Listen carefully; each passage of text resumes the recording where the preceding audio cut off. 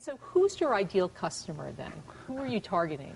We when we first built it, we were trying to find that demographic, and so we put a lot of information out on the internet and got a lot of survey information back and realized that we couldn't really slice it in a demographic. It was really more of a psychographic around a large number of people want to have a positive impact on the world and like the idea of a zero emissions vehicle.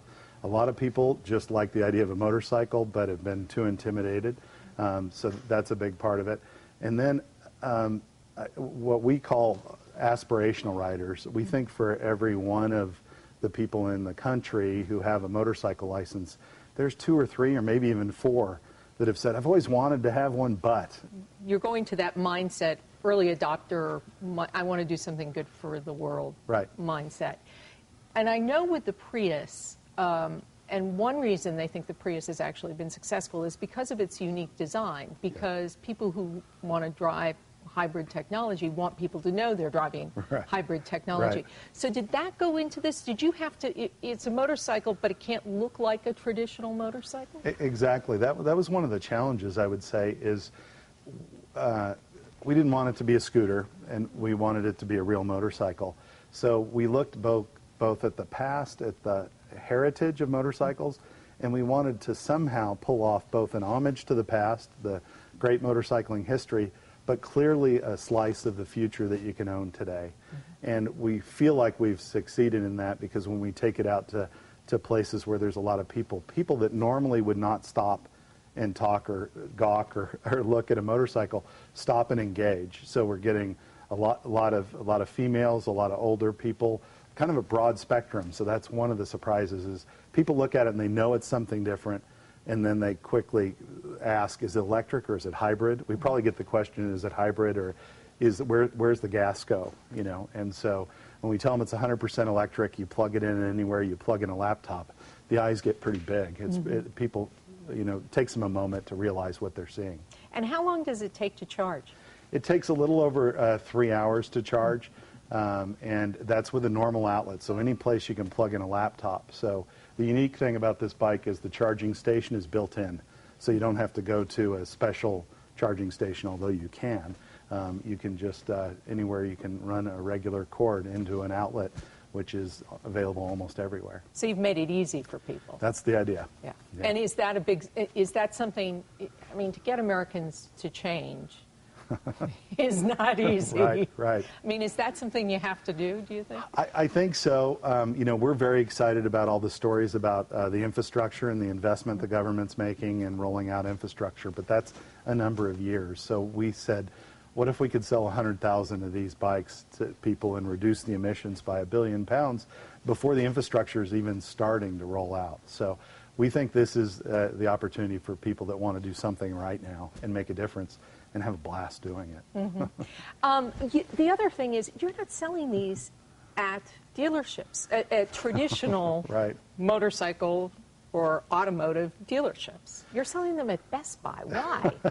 When we first designed the bike, some of the inspiration behind it, Brian, our designer, said, you know, it's a motorcycle, but it's also something else. And so we started looking at the great industrial designs of consumer electronics. And of course, Apple showed up, and we opened up a server from Apple, and it was as gorgeous on the inside as the outside. So we thought that's a pretty good idea, is to build something that's gorgeous from a consumer electronics standpoint.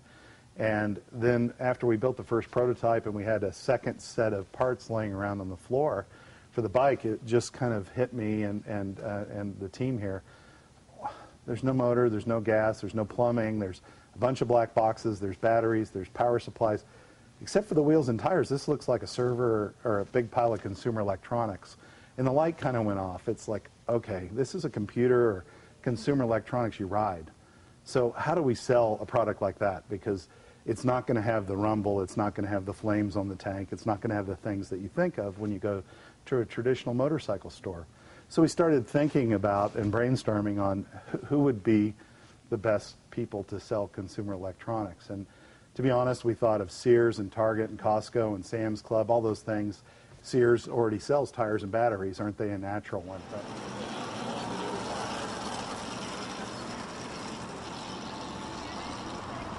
what are you going to do about the sound?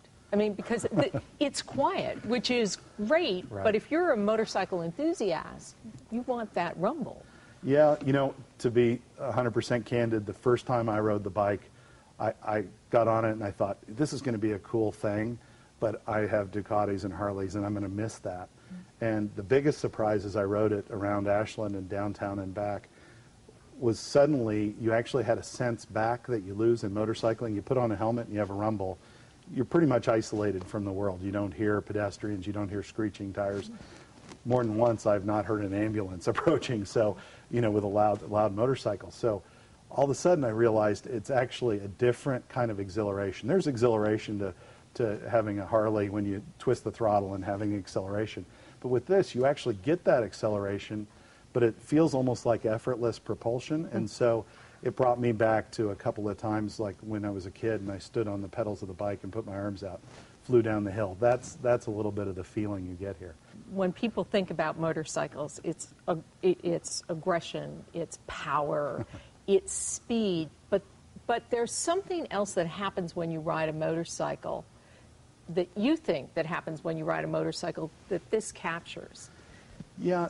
You described it as zen? Yeah, there's a very, two-wheeling in general is a sense of freedom, and the idea of turning and following twisty roads and things like that is an exhilarating experience on this. And we've had more than one motorcycle rider who test drove it, who's had maybe 30 motorcycles, and then they come back and they're completely surprised and they say, that's actually maybe the most pure motorcycling experience I've had, because the leaning and the tilting and the exhilaration of the ride itself is not clouded up by the noise and the rumble and even the vibration. There's no vibration on this bike. It's super smooth, and it feels like riding a bike without having to pedal. Mm-hmm. So it strips you down to the essence of the experience? Well said. Yeah. Yes, definitely. Definitely. You also wanted to make sure this bike was assembled in this country? Yes. Why? You know, call it patriotic or whatever. I really love the idea of creating jobs in the U.S.